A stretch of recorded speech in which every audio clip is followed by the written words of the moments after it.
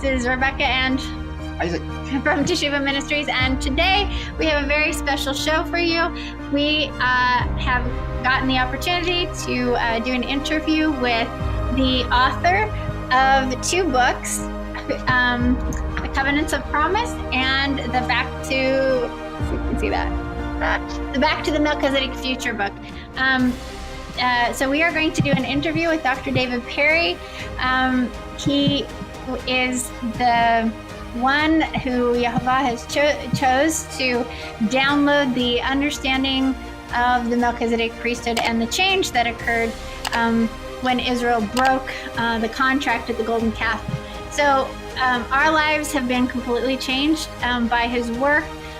We actually, as you'll see in the interview, we met David in 2009, I think.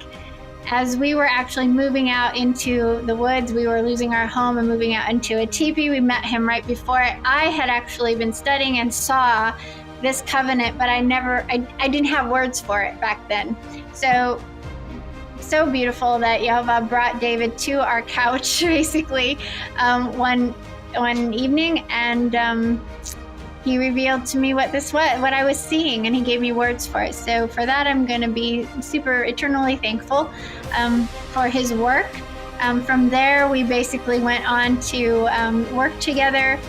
Something I suggested to him was I wanted to put his dissertation into a book form, and then once we did that, and that's what this is, and you'll see in the interview, but his dissertation is in here. It's a hard read, but then I begged him for a manuscript that I could understand, and that's this. And this has impacted a lot of people's lives. We are one of the only, there's only like, even David doesn't even know if there's other Melchizedek ministries around, but there's Torah to the Tribes, who is in Oregon. who in the past put out some really good teachings on the topic. Obviously, we don't agree with everything, but as far as this topic goes, spot on. And then our ministry. So Dr. David Perry went through a stroke back a long time ago. And so he's been in recovery. He's been inaccessible at different times throughout his recovery. Yeah, for 5 or 6 years now. Yeah, to us, to other people. We've had a lot of people throughout the years ask us, how Dr. David Perry is doing, and can they get a hold of him and this sort of thing. So down below in the description, you will see ways to get a hold of him, as well as other things there for you to check out. But you're going to see an interview today that we were privileged to do. I'm going to warn you, he's a crusty old man. He's been through a lot, and he is who he is. So we are going to share that interview with you now, and hope you enjoy seeing the man behind the book. All right, David, we have not talked to you for a long time. Have we? I think we saw you in 2015. It was the last time we saw you when we came down. Yeah, we came down to Loma Linda, and you took us out for a meal. 5 years ago, huh? Yeah, if not, probably 6 years ago, almost 7 years ago. It's been a long time.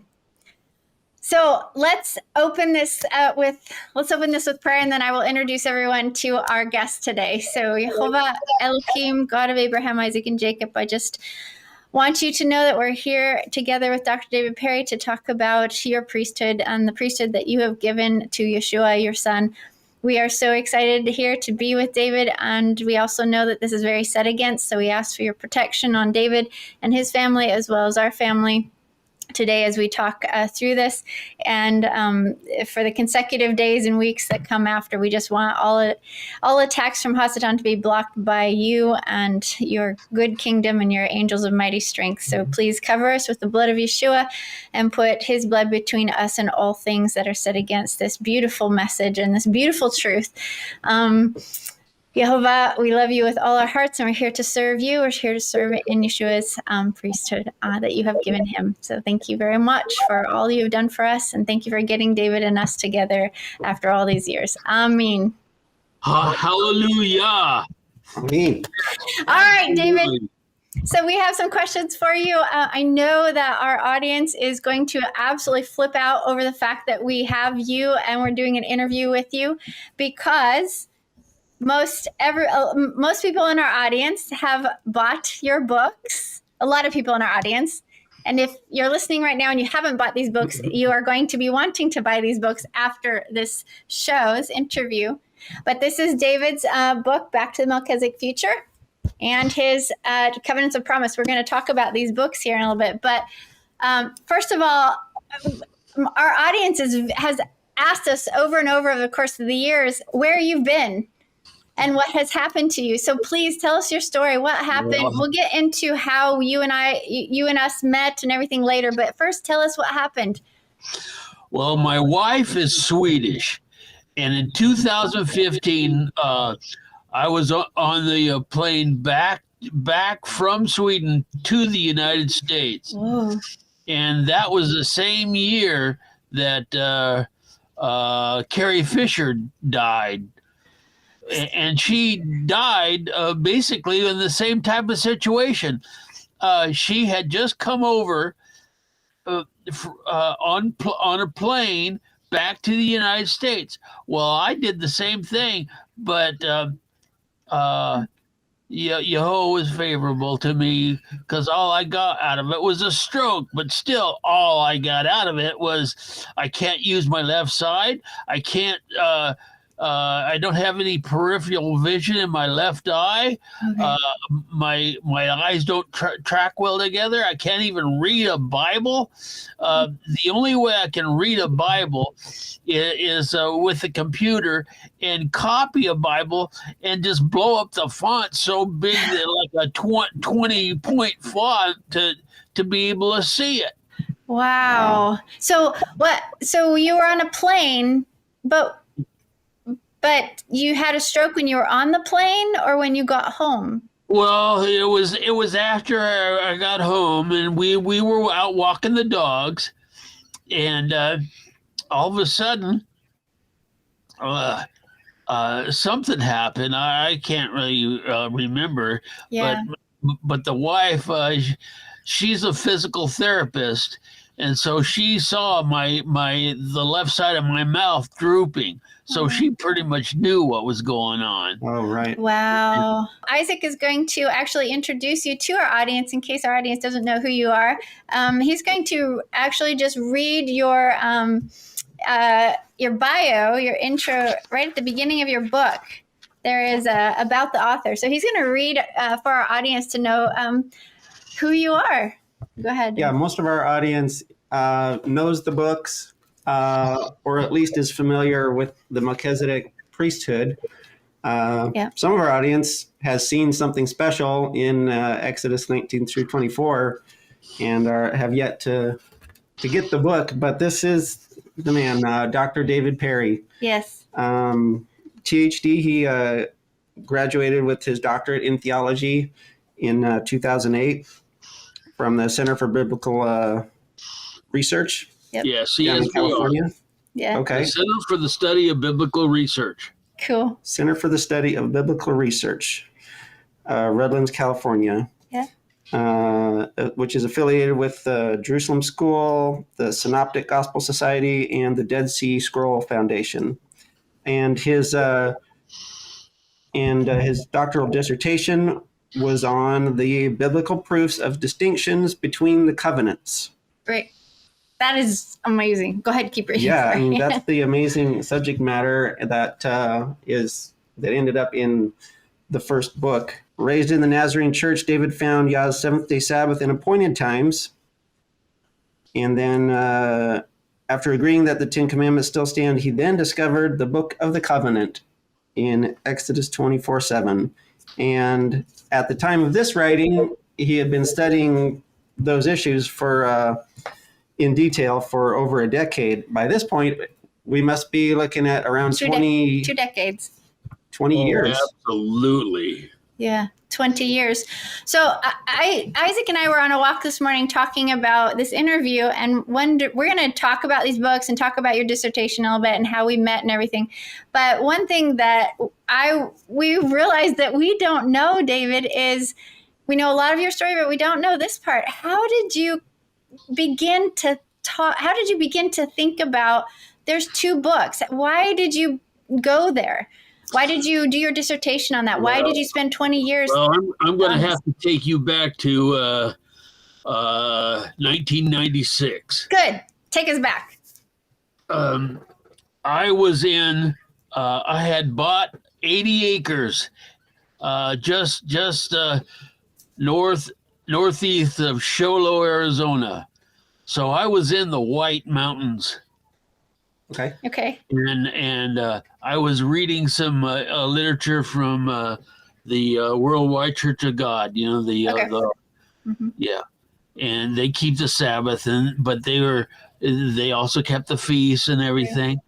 And I had been reading this and I'm starting to make some realizations and put some things together. And I remember putting the book down and basically looking up to, I stepped outside and looked up to the stars and everything. And I said, well, I didn't know to call him anything else. So I said, Mr. God, yeah, if this is true, I need to know your truth, but I want to know your truth without the crap. And I said it just that way. And, because I had the idea, and I still have the idea that, Yehovah wants you to be honest. He already knows what you think. Right. So there's no room to try to hide something. So I wasn't trying to hide nothing. And I just wanted to know the truth, right, regardless of any man's relationship to me. That was my father and everything. I can remember when I was just a little kid, and we'd gone to the Sunday Nazarene church, and the preacher was talking about the Sabbath. Ooh. Well, I can remember coming back to our house in La Puente and being outside and asking my dad, well, what about the Sabbath? What are you talking about the Sabbath? What is that? And he said, he started to give me the whole Sunday Catholic rundown about how Christ died and was rose again on Sunday, and that's why we changed everything. Well, wait a minute. Where does it ever say that? Right. Yeah. So it seems like it's a lot to ask of a lot of people, is to actually face the truth. Right. Especially Absolutely. when it comes to reconciling Scripture. So you understood the seventh-day Sabbath. When did you first see this special thing in Exodus 19 through 24, or this 2 books? I see. Well, yeah, okay, and back to jumping to 96. Yeah. I had come back to the house here in where I live in Southern California, and I can remember distinctly looking up to the lamp, and because I had gotten this impression that I was to read the Bible. Well, I disregarded that for a long time because I was reading the Bible left and right. What is this read the Bible stuff? But it wasn't just read the Bible. It was read the Bible with a notebook. Oh. And that impression wouldn't come back as often, but when it did, it was stronger. And I remember looking up at the lamp and saying, okay, I'll do it. And when I did, well, I was in for the roller coaster ride. Yeah. Because the first thing that I came across Well, I was reading the New Testament, and I was writing down everything that said about in the New Testament. Well, when I got done with that, about 10 months later, I decided that I'd never read the Old Testament before, and so I wanted to do that, but I did not want to be sucked in like that before and give up 10 months of my life, and I just didn't want to do that. But I started in, and now I've had like 10, 20 years now. 20 years. Right. Yeah. But basically, I came across in Exodus where it talked about the Book of the Covenant. Right. And I said, what the heck is this? I've been in church all my life, and I've never heard anything about it. No, not a preacher said anything about it. No. Oh man, it was just, they didn't, I kept asking about it. They didn't know where it was or what it said, or in my own research, I started realizing that the Book of the Covenant started in Exodus 19, 5 and 6. Right. Because that's where Yahweh said, if you will heed my voice and keep my covenant, I will make of you a nation of priests and a holy nation. Yeah. Well, what priesthood was that? Right. It sure wasn't the Levitical priesthood. Right. The Levitical priesthood didn't come on the scene until after they broke the covenant. Right. Exactly. So we have to realize that when he says, if you will keep my covenant, that's a proviso. Yeah. That they did not keep. Right. So therefore, they were kicked out of that Melchizedek priesthood and thrown to a Levitical priesthood. Right. There's a huge difference between being a nation of priests and a nation with priests. Right. And there's huge difference. There's a huge this is about dividing the word of truth properly. So absolutely. You talk about that a lot in your book. You make an incredibly good case for dividing the word of truth. Rightly dividing the word of truth. So we go to the Torah, we go to the scriptures, and you see this in here, but you have to rightly divide and rightly understand what he's talking about and what actually happened. The story of what happened captured my heart. So I have to just say that maybe we'll just move into this. In 2000, you graduated in 2008, I think it was. Yes. Okay, so in 2008 is when we came out of Christianity, and you ended up in our house on our couch in, I think it was 2009. I want to say. I think it was 2009. Yes, I had been asked to come up and give a teaching in Sandpoint area. The Sandpoint area, or Naples, or Idaho. Yeah. And I don't know exactly who the person was that knew you and knew me, but anyway, they put us together. Yeah, I think you had given your talk up there in Sandpoint, and you didn't get the response that you were hoping for.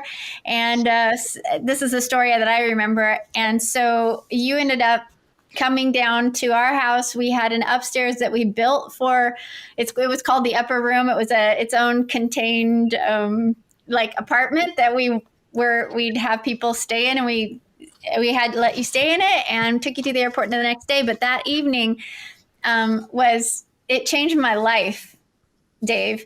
And I remember it was you that said, I always knew there was more. Right.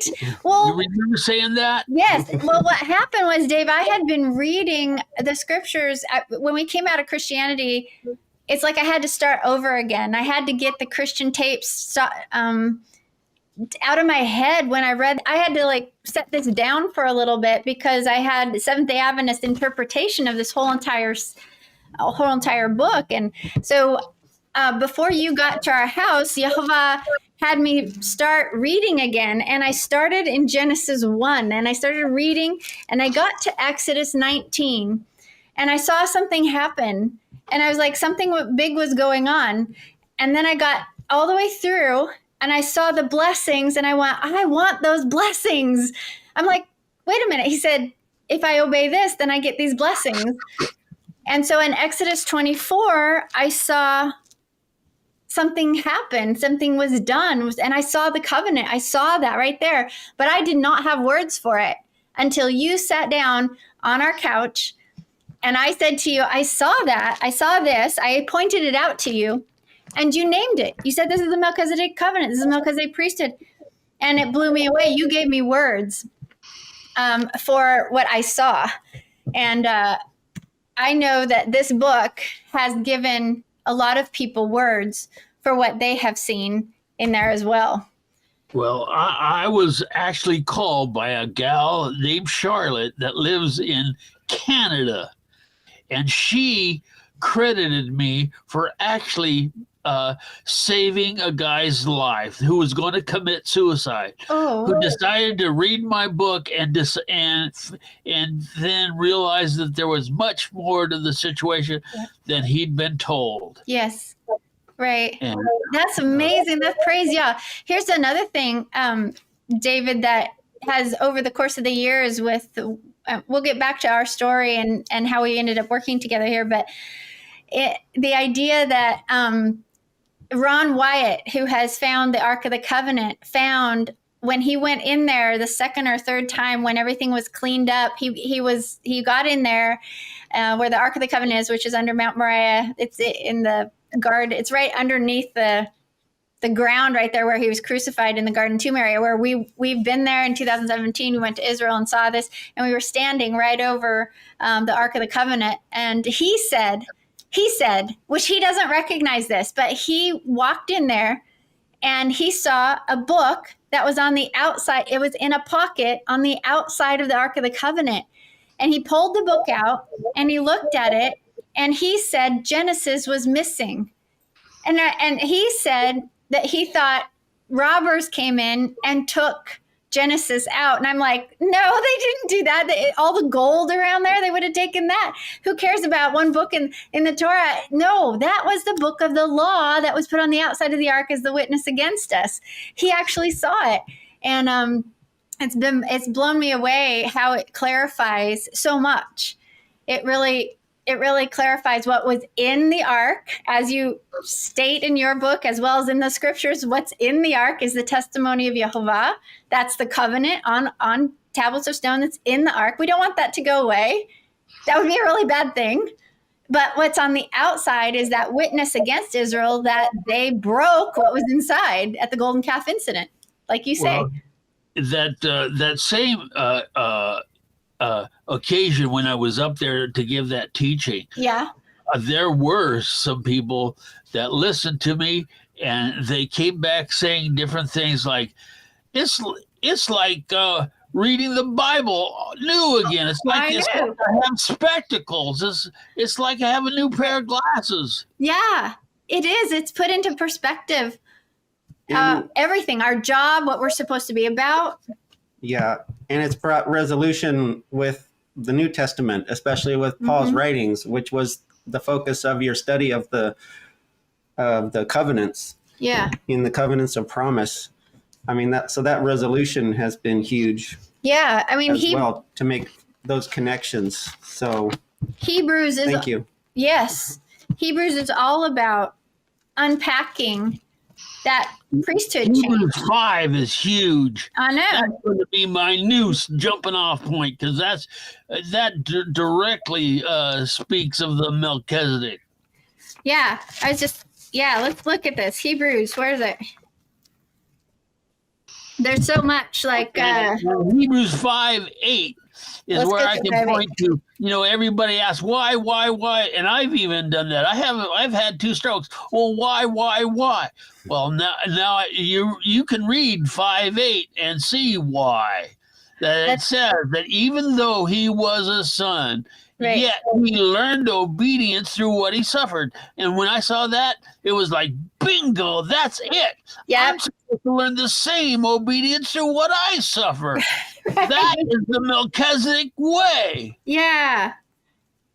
And he was designated by Jehovah to be a priest in the order of Melchizedek. Like this whole, Hebrews, the Messianic movement right now really wants to throw Hebrews out because they don't know what to do with it, because it doesn't fit their narrative. It doesn't fit what they want preached. Yeah, those Levi forever folks are totally out to lunch. I know. Why do you think that Christians don't understand this change in priesthoods? Well, I've been in so many pastor studies pitching this that I can't even count. Yeah. And it's almost like they've never seen this, so therefore they're not gonna see it. Right. Yeah. Yeah. Yeah, it's called enmity to the law. They don't want to see this change. They don't want to rightly divide the word of truth to see that, wait a minute, like you say in the book, you say, there's something that was changed. There's something was done away with and something remains. We have to figure out what it is that remains and what was done away with. And I like how you point out in the book that there's two ditches to this Melchizedek priesthood. You've got the ditch on one side is Judaism and the other side is Christianity. And, Messianic Jews would fall into this category over here. And, there's only one way. There's only one path.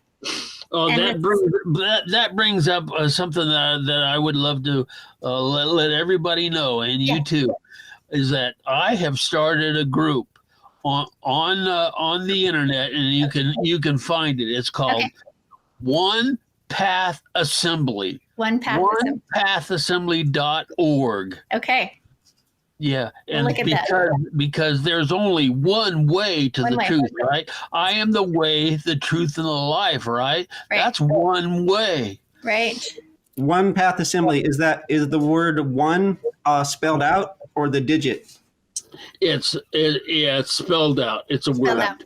Okay. So then flipping to the other side, so Christians reject this because they've basically been taught enmity to the law, and they don't like to divide the word of truth properly, and they don't want to be accountable. They don't want to do anything. I also the Sunday folks, they're gonna protect Sunday. Yeah. I think it's one of the hardest things in the world to infiltrate a Christian church and try to get a stage so you can say anything to them. But on the other side, the Messianics, the Hebrew roots, why do you think they have rejected this or don't want to look at it? Or why do you because I think they have bought into a bill of goods that the Levitical priesthood is forever. Well, you know what? I already got you. 10 ways to Sunday. Because first of all, you're going to have to introduce me to one of your forever guys. You're one of your forever guys that's still officiating in a fully functional temple. Right. Go ahead. Try it. It ain't going to happen. That's part of the thing, is that they are so two-faced. So the Christians are two-faced in one way. Messianics are two-faced in the other way, in that they pick and choose. Yes. They pick and choose what they want to obey. They say, I'm Torah observant. You can't be Torah observant.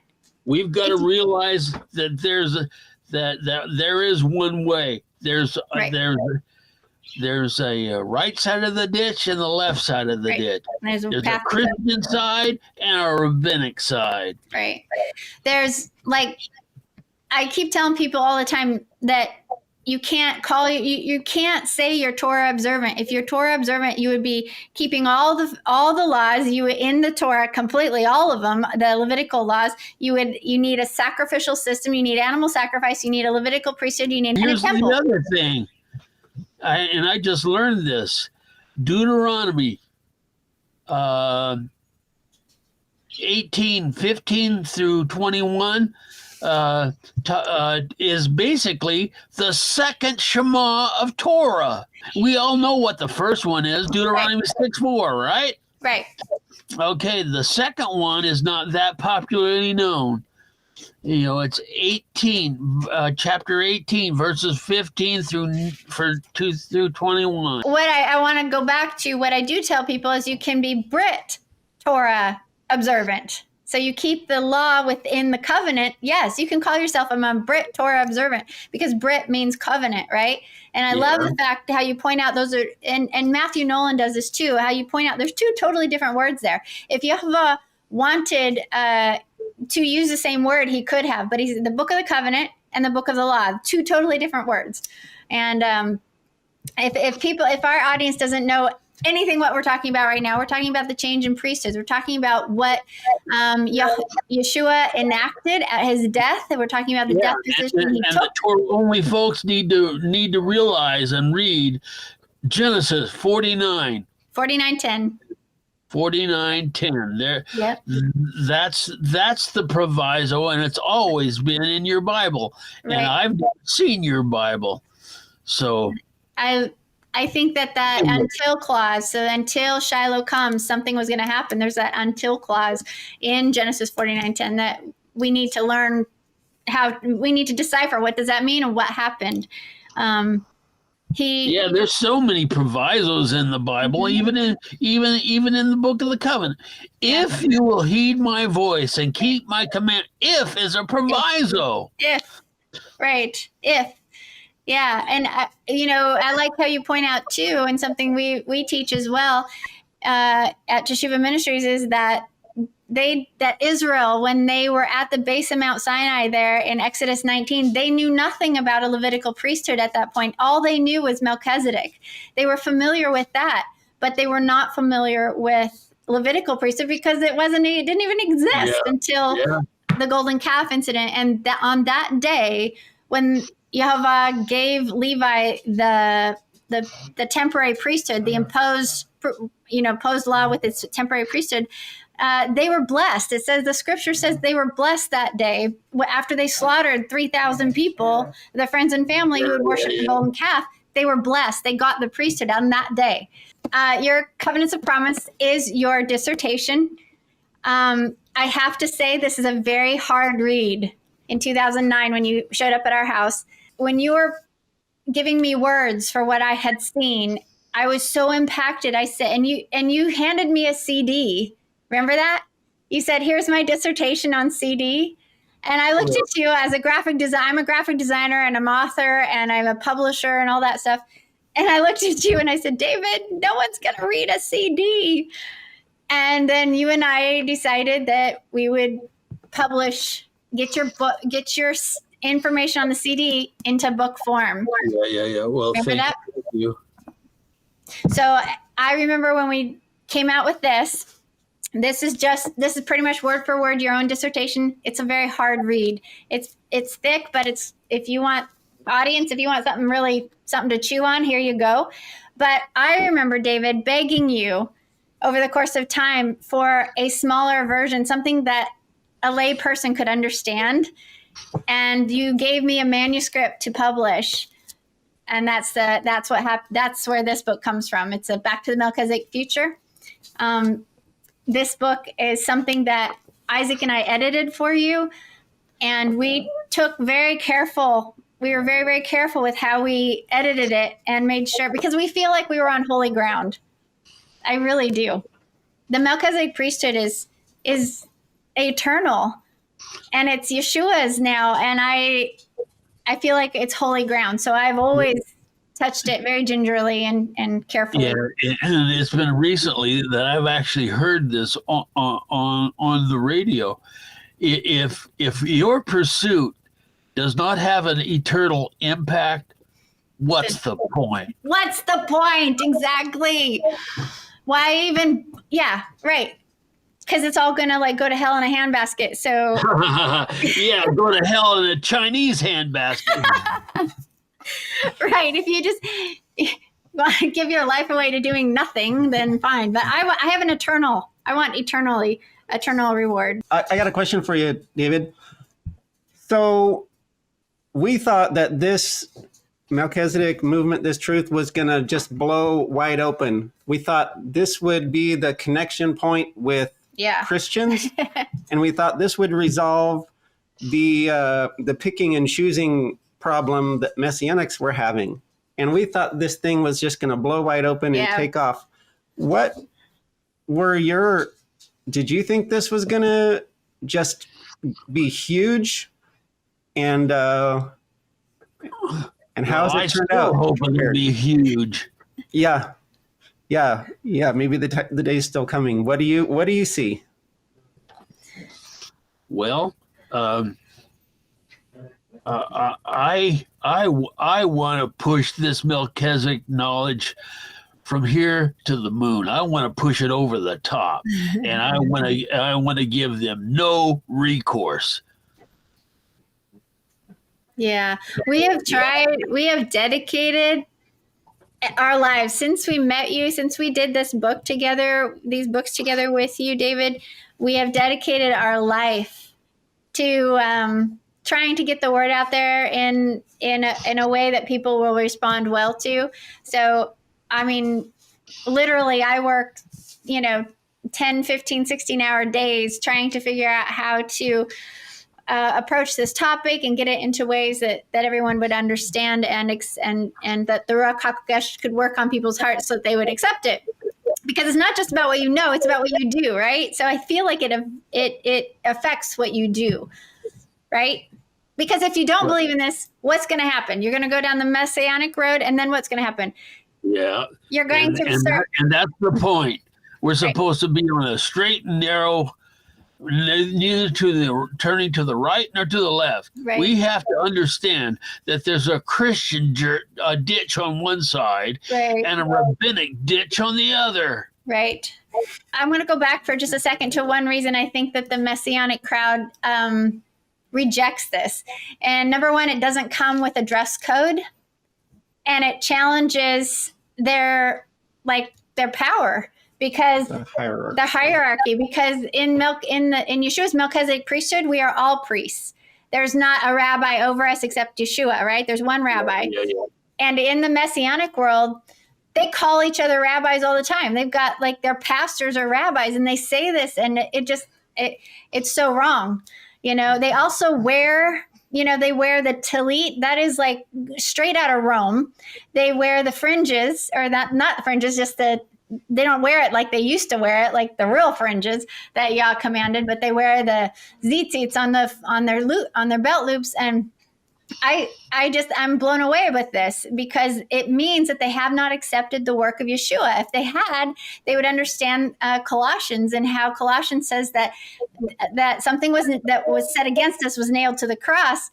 But I love how you talk about something that you talk about in your book, was that you thought it would be a poetic thing if somebody went into the water with tzitzits on and then come out and have them cut off, because even an Orthodox Jew, you say, knows that you're not under the law when you're dead, right? Yeah, that's right. That's exactly what happens to a Jewish man when he dies. Right. The tzitzits are cut off. Right. That's because they know they're not under the law when they are dead. And when you mikvah, the whole idea is to go into Yeshua's death with him. Absolutely. And get set free of that imposed law. That's the picture. And then you come up on the other side with a light burden, and the light burden is the Melchizedek covenant. So Hallelujah. I can't tell you how beautiful the revelation of this priesthood has been in our lives. We never went through the Messianic Hebrew roots garbage. We went straight from Christianity into this view and saw it for ourselves, and then you gave us words for it. And I can't thank you enough, David, for what you did when you obeyed, and he gave you this. Yehovah, I believe, picked you to download this to, and now, there's a few. Who do you know? Who else do you know who's teaching this, by the way, besides us and Matthew Nolan? Who else? Well, as directly as we do, Yeah. I don't really know of anybody, Okay. but there are some ones that are skirting around, and there's one guy. He's Triumph in Truth. Yes. G. Very. Stephen Simons. Yes. G. Stephen Simons. Yep. He's real close, and I've tried to contact him, and he Yeah. will not respond. Yeah, I know he's pretty. I love a lot of his stuff, but he is definitely Levitical, and so is Rude Awakening, unfortunately. But I feel like Michael Rood is close to understanding it, but not fully. I'm really sad that Jim Staley doesn't. He rejected it. Super sad about that. Yeah. I can't hardly believe that. I know, it's pretty sad. And but Matthew Nolan went to the wall for it. He went to the wall for that, and we really appreciate that as well. Yeah, his rebuttal was amazing. We don't believe everything Matthew Nolan teaches, or a lot of different things. Well, but I understand. Yeah, as far as the priesthood goes and the Melchizedek, he's got it. He's nailed it. Yeah. You've got to reserve the right to think for yourself. Right, exactly. with any man's teaching. That's right. That's right. None of us are Yeshua, right? None of us are. We're not the head, right? We're just helping him. Since you put your studies into book form, can you think of any revelations or insights you've had since then that our viewers should know about? Well, the person that I'm thinking of he's been my go-to guy for almost 10 years or more, 10, 15 years or more. The guy's name is Daniel Wright. Have you ever heard of him? No, I'm writing him down. Daniel Wright is and his wife Carol. Okay. Go around different places, and he's really hard to get a hold of. Mm-hmm. He is very particular about who he'll speak with, so I feel pretty blessed. Okay. But, what I would do, and I have called him and asked him what I could say, and this is what he'll allow, is that if your viewers or you want to ask Daniel Wright something, you can send it to me. Okay, here it is. My email is all small font. It's THD, Tom Harry David, Perry, PERRY, yeah, at gmail.com. And you can send your questions and stuff to me, and either I will answer it or I will forward it to Daniel. Okay. And then I'll get back to you. Okay. Well, on that note, we asked our audience if they had any questions for you. So I have just a couple. Rick and Tina asked, who do you think Melchizedek is in Genesis? Well, the person that we see in Genesis 14 is probably Noah's son Shem. That's what we believe too. Yeah. Yes, and Daniel Wright does too. Cool. And that's basically because we view, and let me make sure we're on the same page with this, I'm pretty sure we are, that we view it as the Melchizedek priesthood was passed down from firstborn to firstborn idea. Yeah. And then when they get to Mount Sinai, now he's changed tactics, and now he's going to have a whole nation of priests be his firstborn. The firstborn was going to be priests. Right. But that was going to be all 12 tribes originally. Yeah. But then they broke the covenant, and so it was only the Levites that were installed as priests. Imposed. There's a huge difference between being a nation of priests and a nation with priests. Yeah, that's a huge distinction. I hope you can wrap your brain around that. So one of the things that, before we go on to the next question, the things that make a covenant of promise, David, there's 5 things, correct? The thing that we find in the scripture, there's Exactly. what? 2 covenants in the scripture that are covenants of promise. Is that correct? Well, You have the first one, and then you have the final one with Yeshua, right? basically, yeah. So you have, and the 5 things. What they're like: proposal, proposal, acceptance, an agreement, and then blood ratification, and then a covenant confirming meal, and then And a you know what? direct link to Abraham's covenant. Absolutely. And you know what?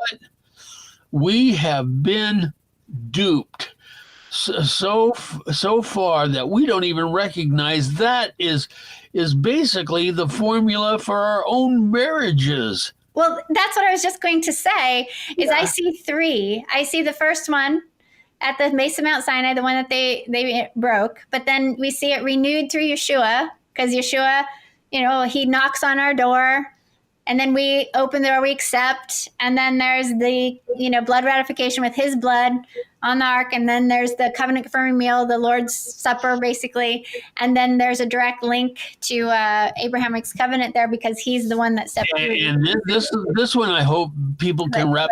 But the marriage supper of the Lamb. Yes, The another marriage one. supper of the Lamb. Shazam!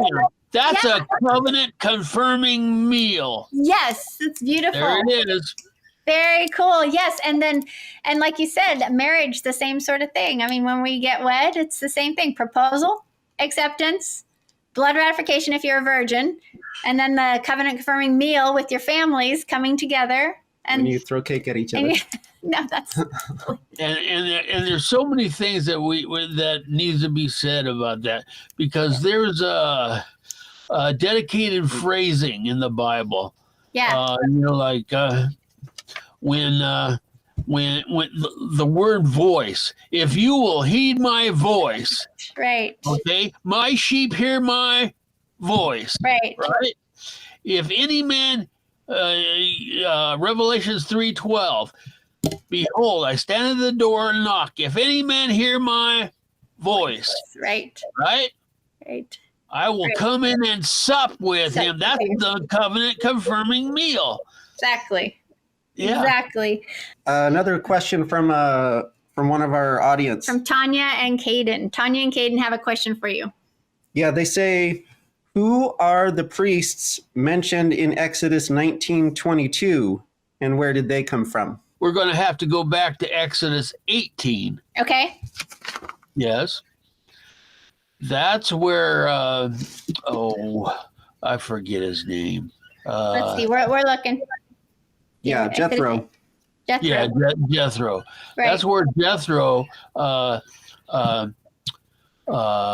he helps Moses there. Yeah, Moses, and he says that he should make the priests or messengers from Judges. Every tribe of tens, of 50s, of hundreds, and basically, what's it say? Yeah, select capable men from all the people who fear Elohim, who are trustworthy, and appoint them as, this version says, officials, as you were saying. Be the priests. Okay, well, this might be out there for some, but we have to understand that the priesthood that Jethro was part of was the Melchizedek priesthood. That's right. There can be no other. I was thinking that too. Actually, yeah, believe that as well. We had a couple of people who asked us to basically ask you to rebut this belief. I'm going to ask you to rebut it because there's people out there teaching that the Melchizedek, Shem, who we believe is Shem, was actually a pagan Canaanite god. And so I'm blown away by people who say this, because you just have to keep reading, and I don't understand how they can't determine that this isn't even on the table. But I don't know how many people have actually read the book of Jasher. Yeah. But Jasher points out that it was Shem. Really? Yeah. Yes. That's what I thought. So yeah. the question seems to me as completely extra biblical. Yeah. Have you heard that before? That either Melchizedek was the name of a Canaanite god, or that he was serving? Well, a let me Canaanite tell god? you something. There is no such thing as a Mr. Melchizedek. That's what you We have to understand that Melchizedek speaks of a priesthood. Right. And Priesthood forever. that Melchizedek is a conjunction of two Hebrew words. Melech means king, Zadok means righteousness. Right. So it either means my king is righteous or king of the righteous. Right. Right. Right. It's a title, not a Right. proper name. And I think when you look at this story here, when the Melchizedek Shem shows up to Abraham, one of the things in it that is super cool to help understand that this is not a pagan god here is that Abraham actually spells it, specifically tells the king of Sodom, who names Yehovah. He actually names him. But when he's talking to this Melchizedek priest, he doesn't have to name him. He doesn't name him. He says Elohim. And it's because him and the priest are on the same, they understand who they're talking about. They understand they're both talking about Yehovah. But when he's talking to the king of Sodom, he's got to make it clear who he's talking And if about. Daniel Wright is correct, that Abraham grew up in that same household with Melchizedek, because Shem would have been one of his uncles. Yeah, it would have been. It was. They were contemporaries. Noah, Shem, Abraham. They were contemporaries. I love the story of Abraham unpacked in Jasher. Super cool. Since you wrote the books, has there been? Can you recall if anything has come up that you really wish had been in there? Like new revelations or something, anything like that? Well, certainly, and I'd have to think about.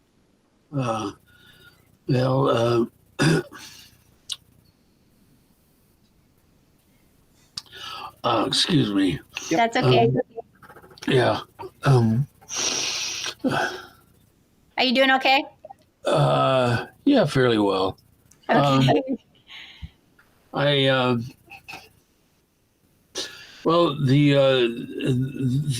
Some of the things that I've realized have come from speaking with Daniel Wright.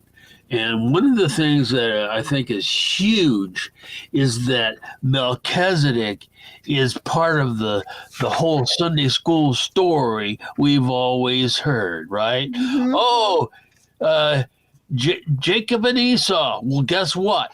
When Yah says, Jacob I have loved, but Esau I have hated, haven't you ever wondered about that? Great.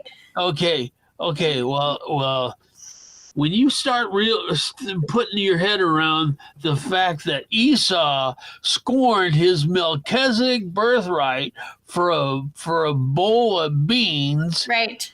then you start understanding why Yah would be so angry at him. Yeah. Right. So the calling to be a Melchizedek priest and join the priesthood is not something to take lightly. Well, it went from father to firstborn son. Esau was that firstborn son, Right. but it always went to the firstborn son unless the firstborn did something to nullify his eligibility, and Right. that's exactly what Esau did. Right. Yeshua himself said that he came for the lost sheep of Israel. That's what he said. He said, I came only for the lost sheep of Israel. And those lost sheep are the scattered. I wanted to ask you why you think this is so important for people to understand, especially as there's this real big, like a lot of people are coming out right now. A lot of people are like finding out about the Torah and stuff. But why do you think it's so important? To my way of thinking, the Melchizedek understanding of the Melchizedek priesthood is the last frontier. Yes. It's awesome. Like back to It's what Revelation talks about. He has made us kings and priests. How can that ever happen unless it was under the Melchizedek priesthood? Right. There's no such thing in the Levitical stuff. As you talk about in your book, and point out, and you read the scriptures and you can see it, the Levitical law was never, it was never proposed. It was never agreed to. There was no blood ratification or anything. It was imposed on lieu of a complete annihilation. So they were going to be completely annihilated because they broke. Yeah, that's what. It was great and glorious. Yeah, it's much more glorious to be spared from complete annihilation. It still was a hobbled state.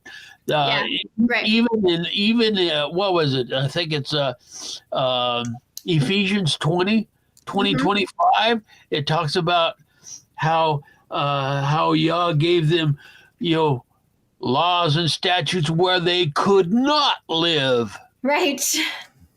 Exactly. Head around that one. Remember what you're thinking, because right there, I was just going to say, when you wear the tzitzits, as far as what Matthew Nolan said, if you wear the tzitzits the way that Yehovah told you to wear them, there would have been stuff all over you and getting in your way of everything. It would have been a constant reminder that you'd broken. It would have been awful. If you were to wear tzitzits the way that you're supposed to wear them, you would have it everywhere. Not this, messianic Judaism nonsense where you have a little string with, it's. Yeah. But go ahead. Yeah, and a few knots. Yeah. Yeah, the strings and the knots are so important. I've had so many people come to me and tell me that there's no way that I can remember how to keep the law without them. And I look at them and I'm like, what? Are you kidding me? There is called the New Covenant. Hello? Well, wait a minute. It's written on my heart. Yeshua himself said at John 14:26. Everybody can remember John 14:6, right? Yep. I am the way, the truth, and life. No man come to the Father but through me. Right. Well, how about 14:26? Yeah. When I go to my Father, I will send the set apart Spirit, and it is He that will bring all things to your remembrance. Absolutely. Shazam! There it is. It's like, it doesn't make any. Okay, go ahead. No, they say, I have to wear the tzitzit so I remember not to stop off at the bar on the way home from work. Like, that's restoration. That's what Yeshua came to do for us? I don't think so. He came to give us a new heart with the law written on our heart, the Melchizedek law, the royal law of love written on our heart, with the Ruach HaKodesh living in us to move us to keep his ways. It's beautiful. So I don't know if you remember, David, but back in the day when we were editing your book, we started our own book. We had some other insights we wanted to share with everyone. I remember it was called, it still is going to be called The Legal Bride. I don't know if you remember that or not. Well, vaguely, yeah. Vaguely. So at some point, we're going to come out with our own book to help this whole movement take off. But one of the things that isn't going to be in our book, and something that we've noticed, is that, if you look at the Melchizedek priesthood and the high priest in the order of Melchizedek, it's eternal. It's absolutely eternal. It's always been and always will be. And so when somebody says, "Oh, I'm a Melchizedek priest," that's why I can say with all confidence that the Melchizedek priesthood is the last frontier. Yes. And something that I believe, after watching people come into this understanding and operate in it, that the priesthood doesn't change. The priesthood is continuing. It's eternal. But we, as mortals, we either operate in it or we don't. With each choice we make, we are operating as a Melchizedek priest in the Melchizedek priesthood, or we're not. And so that for me, I think that's beautiful, because then that continues whether I am operating in it today or not. Like, I can't call myself like 100% of the time that I make all the right decisions and I operate in a perfect manner that would be a good reflection of that priesthood. But a lot of times I can. And so I'm operating in it or I'm not. You know what I'm saying? So it's a constant challenge to operate in it more and more and more and more. It's eternal. It's outside of us. We either get to operate in it or not. And Yeshua has given us the tools by which to operate in it. Have you been on any other talk shows, or have you been able to speak to people who buy your book at all in any other form? How have you? Well, actually, to my chagrin, no. Oh. I haven't been able to say anything for years. This is really something special for me. Oh, I'm so glad you're here. I'm glad that we could do this. Yeah, it is for us too. It is. David, it was when we were learning this, we would, every time we had a question, you were there, we could call you and. Yeah. Well, that's how I feel about Daniel Wright. He's been my go-to guy. And I'm sure this will mean a lot to our Yes. viewers that have read your book or heard the message that we pass on, that we learned or got clarified from you. Are you planning to write any more on this, or you have your website? I have written some articles, and yes, I do plan to. I'm trying to finish up a book right now. Yeah. And I'm going to be calling it About as Subtle as a Train Wreck. Is that what you're calling it? Yes. About Is that your life story? Well, it's about as subtle as. Well, actually, it does come from an incident that I was put in the hospital because of the stroke situation, and this candy striper. I was telling her about the Bible and Melchizedek and everything, and then she came back. She came back with a bunch of her friends, a bunch of student friends, and said she wanted to interview me. Wow. And she was the one who told me that I needed to write a book, and that I basically gave her the title because I was in a Seventh-day Adventist church, and they were calling it the Jesus Forum.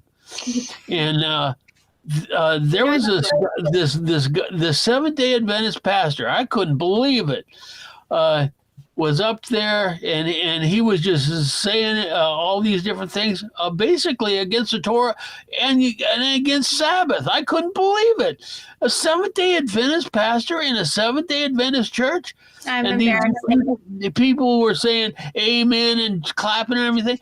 Finally, I had my can full. And I stood up and I turned around. And in the spirit of Isaiah 58:1, cry aloud and spare not. I let this guy have it right between the eyes. And there was an invited pastor that was up on the panel. And he leaned over to the pastor that had invited me there, and he did say that this guy's about as subtle as a train wreck. and I was so elated when my pastor friend told me that, because he said I told him that's exactly what I was going for. All right, so I may name this whole show today "Subtle as a Train Wreck." I wanted to show you something that I have made in my journey into this Melchizedek priesthood understanding. By the way, I just want to tell our audience that Isaac and I have our ministry. You're here on our YouTube channel if you're seeing this. So our ministry is teshuvaministries.com. And we are all about the Melchizedek priesthood and Melchizedek mindset when we celebrate feasts and when we teach, and everything is kind of contained in that, underneath that umbrella. And I have a website, or on our website, I have one page that you just keep scrolling. There are all kinds of links to things that will help you understand the Melchizedek priesthood and the change and live in it. I also have a ladies group that is for women who are repenting and learning about this Melchizedek priesthood. And Yeah, doesn't your daughter have some type of a group? Yeah, I was just gonna say she has a Teshuva youth. So she has a youth group. I have a women's group, and Isaac is launching in the next day or two his men's group. 1 Peter 2:9. Yeah. We are all called to the Melchizedek priesthood. All of us, women too. Yeah, the royal priesthood. We have all been called to the royal priesthood. Yes. Melchizedek king. Yes. He's talking about the king of righteousness priesthood. Yes. Very, very, very amazing. Very high calling, holy ground for sure.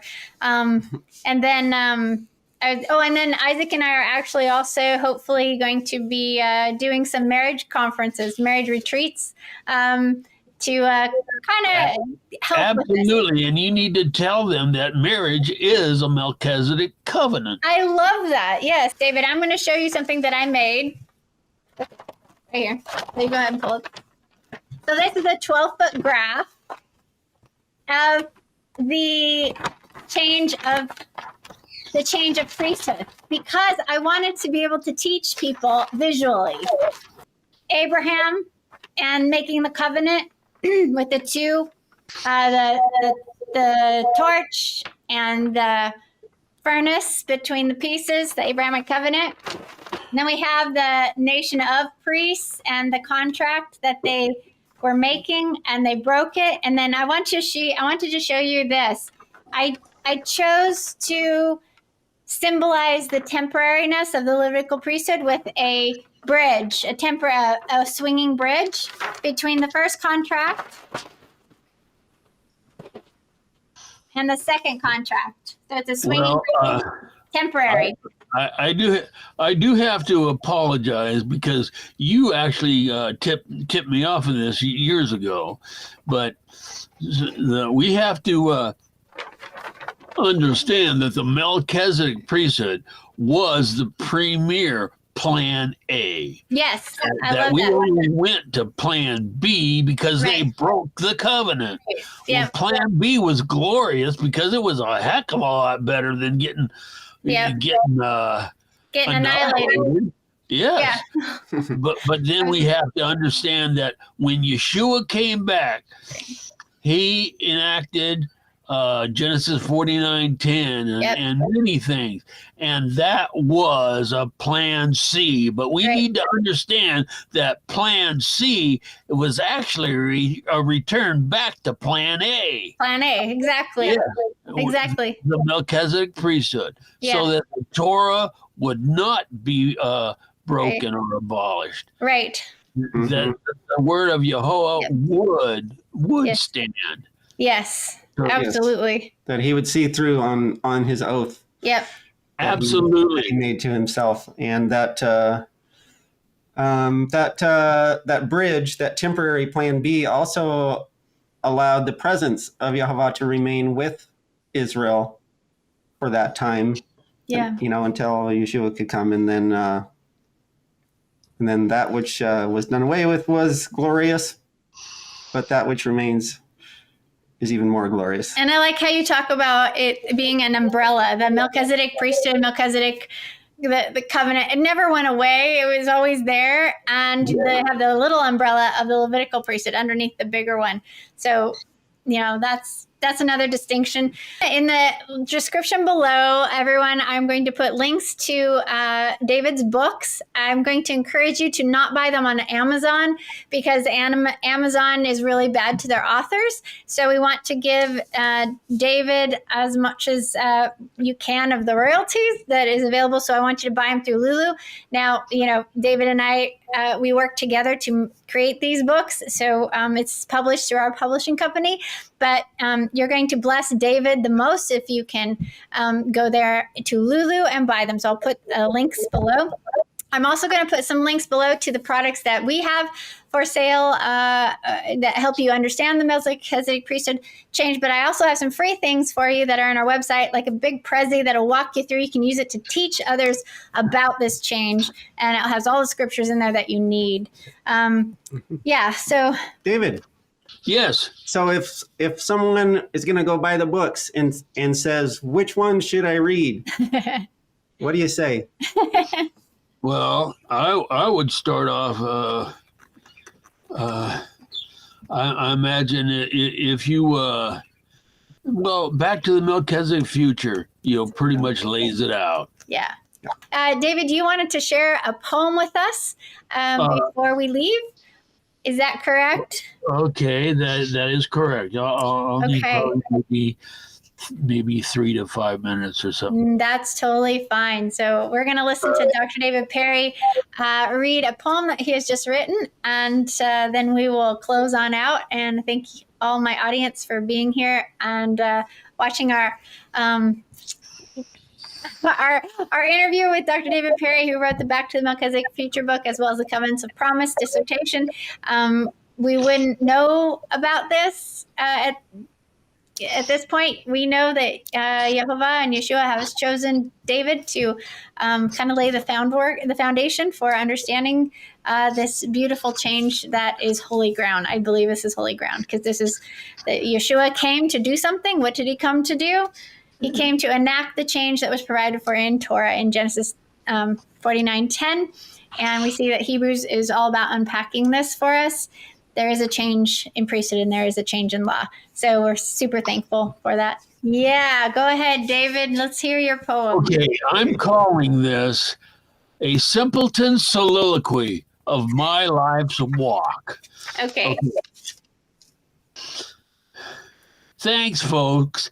Not my first beating us with face, head, neck slaps, screaming, yelling, and names swinging belts, switches, and paddles from when we were very young.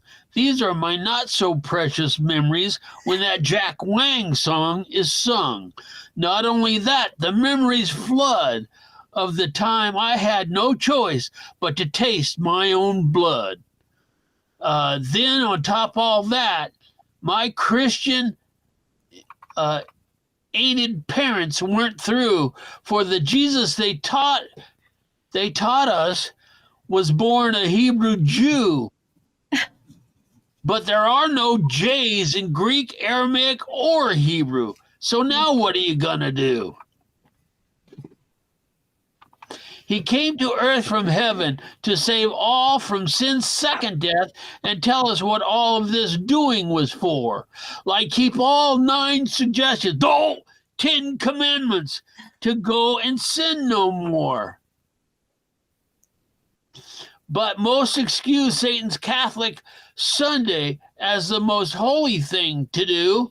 This J guy never said or did before. Now who again is supposed to save you? John 7:16 says, this Jesus said, my doctrine is not my own. He walked all days in his Father's ways. The example for us is shown. Yehoshua taught and kept Yehovah's Torah, his Father's word, and 2, kept all his Sabbath days, his annual appointed times, even Hanukkah at John 10:22. But most churches preach every Sunday, on Easter, at Christmas, and Valentine's, with flying deer, pierced hearts, jelly bean, egg-laying, chocolate, marshmallow, candy bunnies, all pagan made-up times.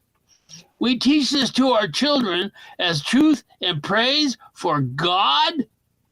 We say we follow his word, but it's not there, any of it. Now this alone is highly, most very odd. Even church leaders will tell me, well, we've got to give them something. When I say, well, why not give them the truth? They'll look at me with loathing disdain, as though I had just said something highly profane, unclean, unkind, or uncouth. Messiah, Yehoshua, birth, death, resurrection, the core Bible that is true. We mix this with profane customs and praise and worship with it too. 2 Corinthians 11:14 presents a sobering theme of Satan's ministry done behind the pulpit in God's church. Like that old stuff was all changed. It's been fulfilled. No need to obey, remember, or search. Pushing fantasy grace, no law, just trust in Jesus. That's all we need to do. But Matthew 7:23 says it differently. Obeying the truth of his Torah law is on you. We're all taught a brand new gospel, all things different from the cross. But the Hebrews 4:2 Sinai gospel remains the same for them back there and now for all of us. We're all to confess all sin, living his commandments in his covenant. We all are to be Jehovah's very family under his Ephesians 2:12 Commonwealth Melchizedek covenant. Jehovah's covenant, to walk outside it is to go it on your own. Childish ignorance is of one thing, is unstudied arrogance when you're grown. Reward is what we all want while breaching Jehovah's covenant. We'll get rewarded, all right, and what the wicked are to get. So turn your heart to the covenant mediator, accept Yehoshua, Jehovah's son. Learn his covenant life, right rulings, and commandments, gaining his life before your life is done. How's that for ending? Nice. Yay. Okay, so I've made an observation. You're a crusty old man. Well, I guess I need to own all of that. I think that as subtle as a train wreck works really well, but I everything you said there is like so true. So true. Yep. That's a nice poem. Yep. Okay, not nice. It's crusty and it's hardcore. Yeah, it's like 1,000-page, 1,000-word poem. Yeah. Big. But that's the job of a prophet, is it not, to call wanderers back into the protection of Isaiah 58:1, cry aloud and spare not. Yeah, there you go. Yeshua said to stand up on the rooftops and tell the world. It's been 7 years since we've talked to you. I am just thrilled. So nice to see that you're still kicking. Nice to see you're still kicking. Yeah. So let's stay in touch. It's not our priesthood. It's not our priesthood, and it's up to them. It's up to the Rock to move on people's hearts. But like Matthew Nolan says, something that I really appreciate that he says is that, and something that we believe too, is that somebody's going to understand this priesthood change through revelation. There are so many thick heads out there that will not accept this. And Absolutely. So it comes by revelation. Why have I run into most all of them? Yeah. And I'm sure that, if I could just say this for a sec, I think that your crustiness is in part due to the battles that you have fought. Oh, absolutely. Yeah. Yeah. It's really brutal to speak the truth to people who don't want to hear it, and entities that don't want to hear it, and they come back. We've experienced it so much. We've had a lot of, we've got a lot of good things, but for years it was like we were getting hammered with people just being very resistant to this. So I can understand why you're a little grumpy. Yeah, I guess I got to own part of that. That's okay. That's okay. I thank you for your time. Would you like to pray, David? Oh, absolutely. Okay. Father Yehoah, thank you so much. Thank you for Rebecca and Isaac. Thank you for them being able to put this together. Please let these words resound in open and trusting hearts. Have the people actually do the research. Yeah. Open the Bible, see what it says, to actually see what they haven't been hearing in church. Right. Yeah. It's like the elephant in the room, and all we get is crickets. Yep. Right. But thank you for Isaac and Rebecca, and thank you for this venue, and thank you so much for allowing me, a dirty, rotten scoundrel, no good like me, to be able to ascertain and to rightly divide your word enough to be able to see your Melchizedek priesthood. Yep. Thank you so much. Yeah. And please bless Isaac and Rebecca and all the venues that they put their hands to. Thank you. And thank you. And please watch over my family and friends, because the red guy is hot and heavy on me, and he doesn't want any of this going out in any meaningful way. So with that, thank you so very much. Thank you for your son, and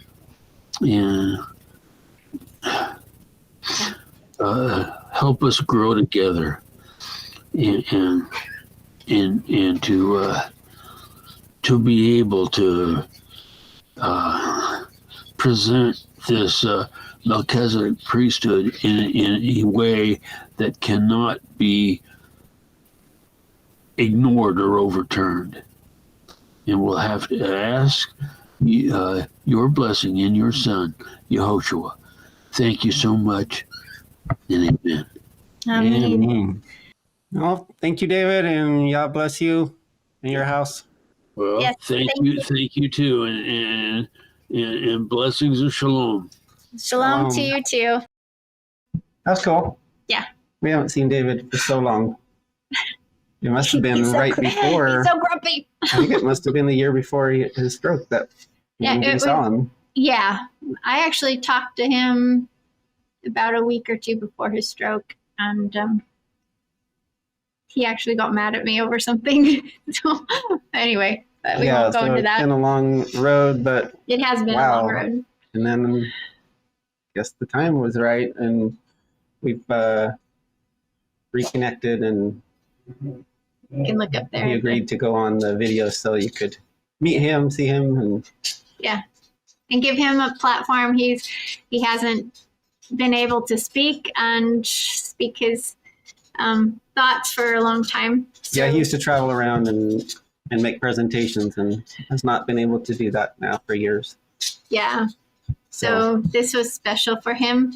I called him yesterday to just make sure everything was okay and check things out. And he was so excited for this opportunity to speak. So so you've just talked to him on the phone a couple of times, but today was the first time we've seen him even in video for years. What was that like? For me? Yeah. That was pretty wild. I think at the very end, the idea of getting hope realized is everything right now is just so brutal on the human being. Isolation, loneliness, aging, disease, all that stuff is it's just a very difficult planet to live on, and it has been for the whole entire history of it. Quite some time, but puts folks through quite a punishment. Yes, it does. But to have the hope of restoration, is here's the thing: is and without going into the story, which I'm not gonna share that now, but the restoration of David back with us is a big deal, and I think we have to forgive each other and just know that in the wash, Yeshua will make it all like work out in the end. And I didn't think that was going to happen until after he came. But the Ruach HaKodesh has brought David and us back together for restoration prior to the king returning. And I do believe that is very important. This is a really crucial message to get out there to everyone who wants to live in a way that is, honors the work of Yeshua. And this is an important message. And I am very honored that I get to work in that and that I have Isaac with me. I mean, how amazing is that we both see it, we both believe it and want to give our lives to Yeshua's priesthood to teach this side of his return. So. Yeah, you saw it before we met David, and then he came along right at the right time to help us put the words to it and make some connections. Right. Right. I can't take that credit. I didn't see it. But then as it was laid out, boy, that was the answer. Yeah. That was the key to unlock everything. And we've, and David helped us understand how this connects with Paul's writing in the New Testament and how it brings that all together. But then we've since discovered, how it clarifies the work of Yeshua, and it just permeates everything. Everything.